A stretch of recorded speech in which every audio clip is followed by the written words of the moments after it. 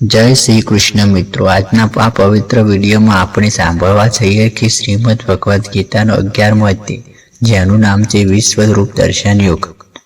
आ अध्याय गीतानो सौथी अद्भुत रहस्यमय अने दिव्य अध्याय छे, कारण के आ अध्याय में भगवान श्री कृष्ण पोतानुं स्वरूप दर्शन ने दर्शावे छे। आ अध्याय आपने शीखवे छे कि भगवान मात्र एक शरीर नथी, भगवाननुं समग्र सृष्टिमां व्यापेलुं छे। सृष्ट अहंकार अने पालन बंधु अन्नदाता ज थाय छे। चालो हवे शरू करीए दिव्य वार्ता।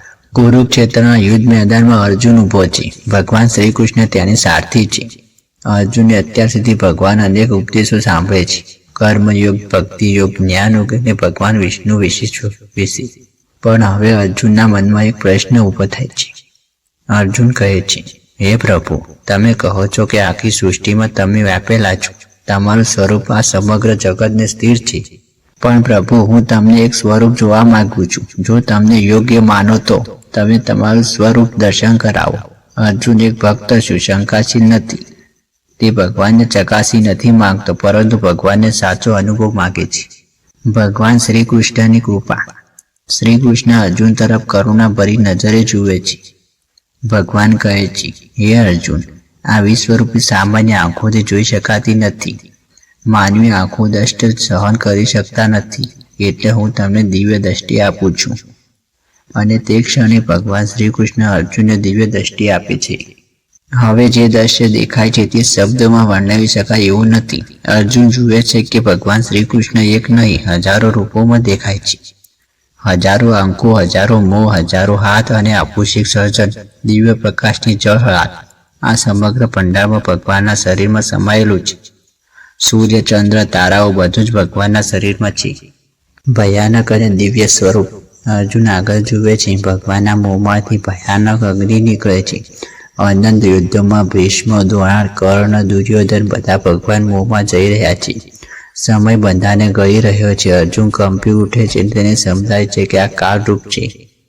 भगवान कहे छे, हूँ काळ छुं। श्री कृष्ण कहे छे, हे अर्जुन, हूँ काळ छुं, संसारनो नाश करनार। आ युद्धमां जे लोको मरवाना छे ते तो पहेलेथी ज मारा द्वार नाश पामे छे। हूँ तो मात्र तारो साधन छुं। आ श्लोक गीतानो सौथी प्रसन्न संदेश छे।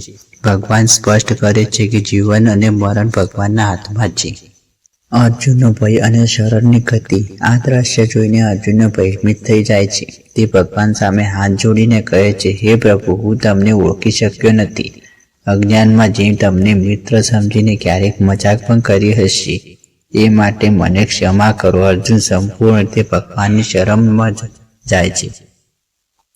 अर्जुन कहे छे, हे कृष्ण, तमारुं आ भयानक स्वरूप मारा माटे अस्वच्छ छे। मने तमारुं शांति, सौम्य, चतुर्भुज अथवा मानव स्वरूप फरीथी बतावो। भगवान अर्जुननी प्रार्थना स्वीकारे छे। स्वरूप अदृश्य थाय छे अने सामे उभा छे। ए ज मीठी करुणा स्मितभर्य श्री कृष्ण। अर्जुनने शांति मळे छे। भगवान कहे छे, अर्जुन, आ विश्वरूप दर्शन कोई सौथी मळतुं नथी। मात्र निष्ठपट भक्तिथी ज तमे आ स्वरूप जोई शको छो।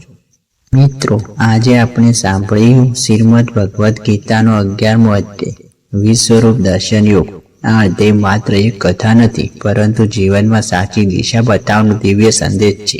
भगवान श्री कृष्ण अर्जुनने विश्वरूपे दर्शन करावी एक मोटुं सत्य समजावे छे के भगवान कोई एक मूर्ति के शरीरमांथी स्मित नथी। भगवान समग्र पंडाळमां व्यापेला छे। जे कंई देखाय छे अने जे नथी देखातुं ते बधुं भगवान ज छे। ज्यारे अर्जुन भगवाननुं स्वरूप जुए छे त्यारे ते आनंदथी અહીં પરત ભયથી કંપી ઉઠે છે। આ આપણને શીખવે છે કે ભગવાન માત્ર મીઠા અને કરુણાઓ નથી, પણ સમસ્યા રૂપે ભયાનક પણ છે। શ્રી કૃષ્ણ સ્પષ્ટ કહે છે, હું કાળ છું, અનાથ સમય બધાને ગળી જાય છે। આ સંદેશ આપણને યાદ અપાવે છે કે માનવ જીવન ક્ષણભંગુર છે। અહંકાર, ગર્વ અને લાલચ બધું સમય સાથે નષ્ટ થઈ જાય છે। भगवान अर्जुन ने कहे छे कि युद्ध में मरनार बधा योद्धाओं पहलेथी ज नक्की थयेला छे। अर्जुन, तू तो मात्र एक साधन छे। मित्रों, आज संदेश आपणे जीवन माटे पण छे। आपणे जे कार्य करीए छीए ते करता आपणे नथी, परंतु भगवान करे छे। आपणे मात्र आपनुं फळ निष्ठापूर्वक करवानुं छे। फळ भगवान पर छोड़ी देवानुं छे। ज्यारे अर्जुन पोताना अज्ञान माटे क्षमा मांगे छे, त्यारे आपणे समजावे छे कि ભગવાન સામે સાચી ભક્તિ એટલે કે વિનમ્રતા. જે માણસ પોતાનું બધું આવડે છે એવું માને છે પરંતુ ભગવાનને જાણી શકતો નથી, પરંતુ જે નર્મ બની જાય છે, શરમ જાય છે, એ ભક્તિ સાચો ભક્ત બને છે. અર્જુને અંતે ભગવાનને પ્રાર્થના કરે છે કે તેથી ફરીથી શાંતિ અને સૌંદર્ય સ્વરૂપ બતાવે. આ આપણને શીખવે છે કે ભય નહીં પરંતુ પ્રેમ અને ભક્તિથી જ ભગવાનનું હૃદયમાં વસેલું છે. મિત્રો, ગીતાના 11મા અધ્યાયમાં આપણને યાદ અપાવે છે કે આ જીવન ભયમાં જ ભગવાનની લીલા છે. આપણે કોઈનું સહિત ન કરીએ, અહંકાર ન રાખવું અને ભગવાનનું સર્વત્ર અનુભવી. જ્યારે આપણે કોઈનું દુઃખ આપીએ છીએ ત્યારે જાણવું જોઈએ કે એમાં પણ ભગવાન વસેલા છે. જો આપણે આ અધ્યાયનો સંદેશ જીવનમાં ઉતારીએ તો આપણું જીવન સરળ, શાંતિ અને અર્થપૂર્વક બની જાય. કર્મ કરો પરંતુ અહંકાર પર છોડો. ભગવાન પર વિશ્વાસ રાખો, સમય પોતે જ રસ્તો બતાવશે. મિત્રો, જો તમને આ વિડીયો પસંદ આવ્યો હોય તો કૃપા કરીને લાઈક કરો, તમારા પરિવાર અને મિત્રો સાથે શેર કરો અને ચેનલો પર નવા હોય તો સબસ્ક્રાઈબ કરવાનું ભૂલશો નહીં.